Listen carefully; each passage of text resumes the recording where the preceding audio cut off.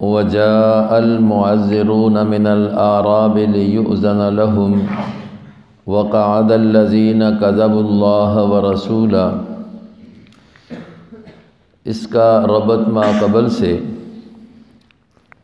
کہ اس میں بقیہ داستان تبوک اور خباثات منافقین کا بیان ہے۔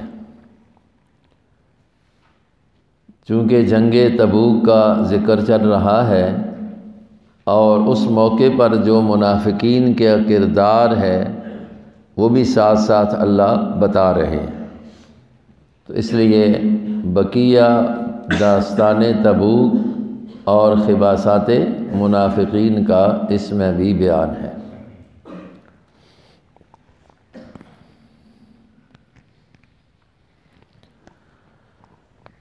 موضوع میں دو چیزیں ہیں، ایک ہیں خباثات منافقین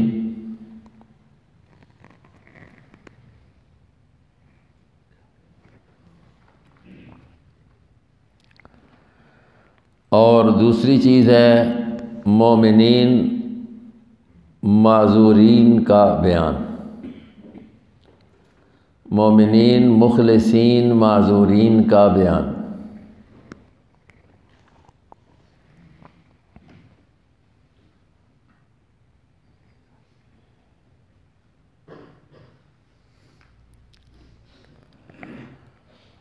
اور تیسری چیز خلاصہ میں نتائج منافقین۔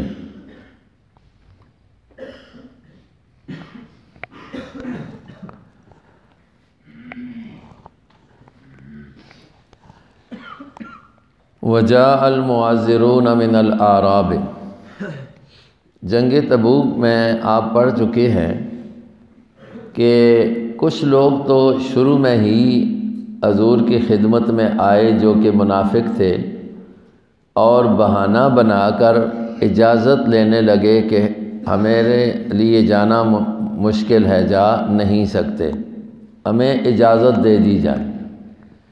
اس کا ذکر بھی آ گیا اور اللہ نے کہہ دیا کہ جو خالص مومن ہیں وہ آپ سے اجازت طلب نہیں کریں گے، ان کو ضرورت ہی نہیں ہے، وہ تو جائیں گے۔ پھر اس کے بعد جس وقت جنگ تبوک ہو گئی تو بعد میں کچھ لوگ وہ تھے جو منافق تھے، وہ آ کر جھوٹے بہانے بنانے لگے، بتانے لگے کہ ہمارا فلاں عذر تھا، فلاں عذر تھا۔ اور کچھ لوگ جو ایمان والے پیچھے رہ گئے تھے اور وہ معذور تھے، انہوں نے بھی یہاں پر آ کر حضور کے سامنے اپنا عذر بیان کر دیا۔ ایک طبقہ وہ بھی تھا ایمان والوں کا کہ جن کا کوئی عذر نہیں تھا، اور وہ بیچارے بس کسی تھوڑی سی کوتاہی کی وجہ سے، یعنی سستی کی وجہ سے رہ گئے تھے، خاص کر 3 صحابہ، ان کا ذکر آگے آ رہا ہے۔ تو ان تینوں طبقوں کو اللہ نے ذکر کیا ہے کہ منافقین کے جتنے بہانے تھے وہ سارے جھوٹے، اور مومنین معذورین جو تھے ان کے لیے اجازت اللہ نے بیان کر دی کہ انہوں نے جو آ کر عذر پیش کیا ہے تو وہ عذر ان کا قبول ہے، صحیح کہا ہے انہوں نے۔ اور تیسرے وہ ہیں کہ ان پر ایک ڈانٹ آ گئی تھی اور ایک مہینہ تقریباً ان کے ساتھ، مہینے سے زائد 50 دن ان کے ساتھ کیا رہا، بائیکاٹ رہا، اور اس کے بعد اللہ نے ان کی توبہ کو قبول کر لیا۔ تو یہاں پر یہ انہی عذروں کا بیان ہے۔ وجاء المعذرون من الاعراب، بقیہ داستان تبوک اور اطلاع باری تعالی۔ وجاء المعذرون، اور آگے المعذرون عذر پیش کرنے والے، من الاعراب دیہاتیوں میں، لیؤذن لہم غرض تاکہ ان کو اجازت دے دی جائے۔ وقعد الذین، یہ دوسرا طبقہ ہے، اور بیٹھ کے وہ لوگ جنہوں نے جھٹلایا اللہ اور اس کے رسول کو۔ اس آیت کے بارے میں یہ جو 2 آئے ہیں، ایک ہے المعذرون سے اور دوسرا قعد الذین سے، علماء کی 2 رائے ہیں۔ ایک رائے یہ ہے کہ یہ دونوں جماعتیں منافقوں کی تھیں، ایک تو وہ تھے کہ جنہوں نے آ کر محض جھوٹے بہانے بنائے، اور ایک وہ تھے کہ بہانہ مانا کوئی نہیں تھا، پہلے منافقت کو چھپا کر اسلام کا اظہار کرتے رہے، وقت آیا تو بس کھلے عام وہ پیچھے رہ گئے۔ قعد الذین کذبوا، تو یہ اگلی سزا دونوں فریقوں کے لیے ہوئی۔ کچھ علماء کی رائے یہ ہے کہ جاء المعذرون سے مراد وہ مومن ہیں جو معذور تھے اور انہوں نے آ کر اپنا عذر پیش کیا۔ اگلا وقعد الذین سے منافق مراد ہے، تو پھر سیصیب الذین کفروا والی بات صرف قعد الذین کفروا کے ساتھ لگے گی۔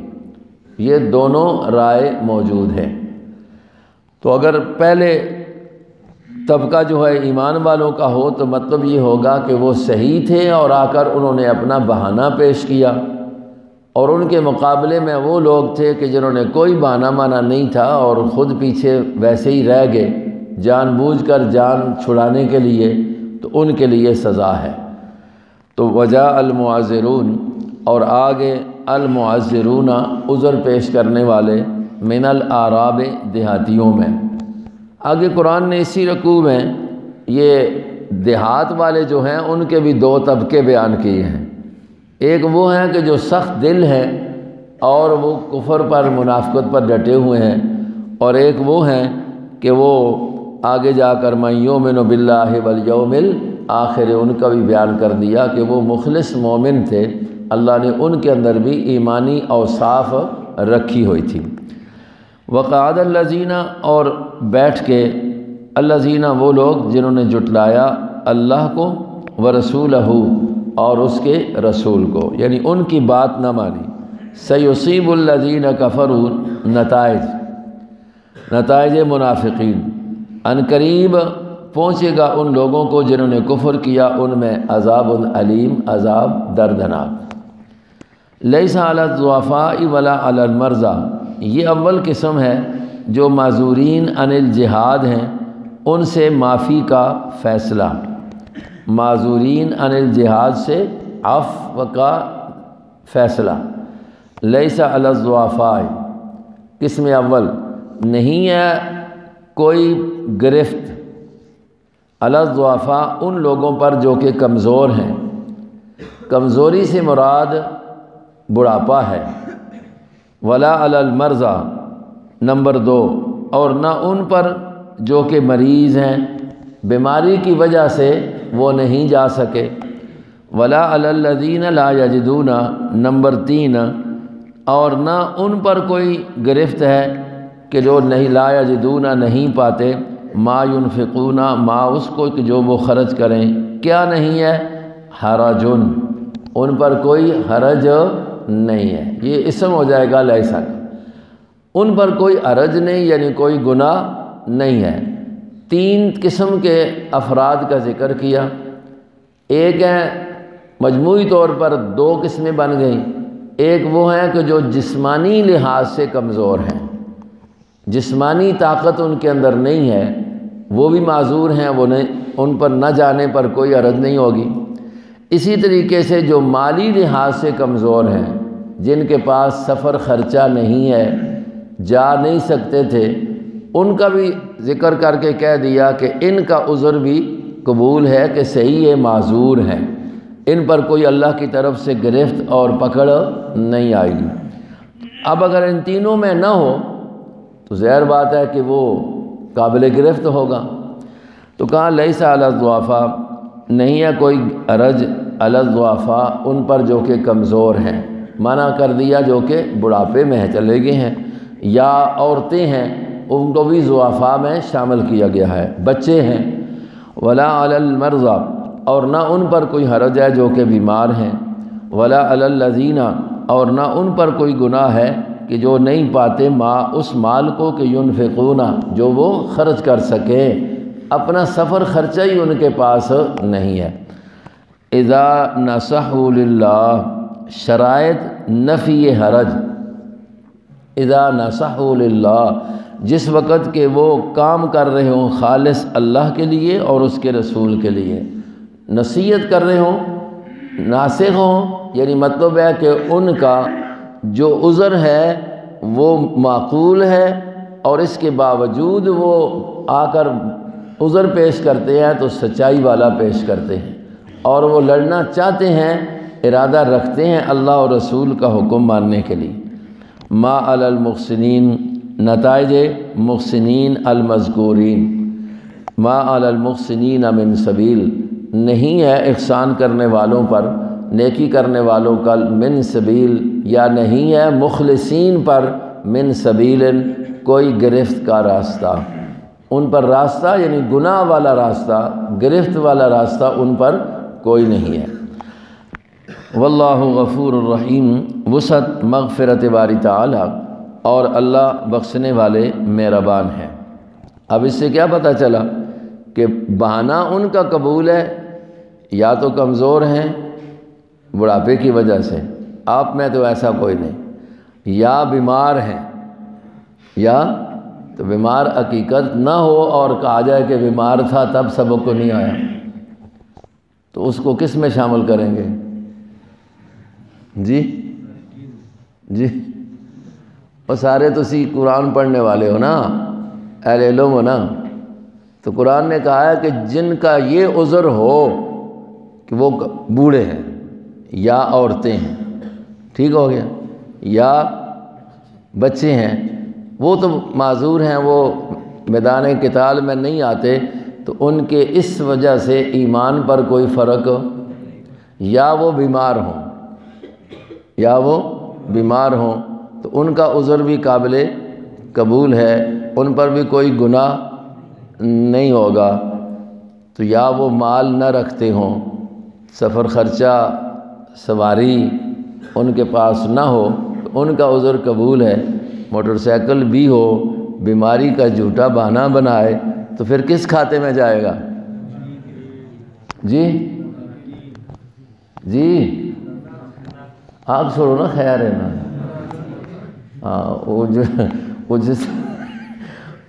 وہ جس طرح مثال مشہور ہے نا کہ جس وقت بندہ کسی کی طرف انگلی اٹھاتا ہے تو باقی انگلیاں کدھر ہوتی ہیں؟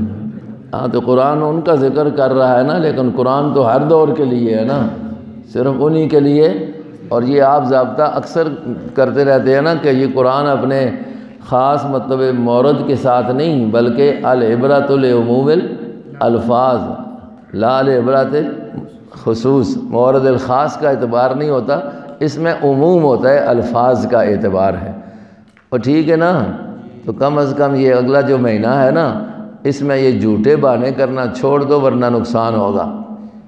یہ بات سمجھ آ رہی ہے؟ اچھا جی،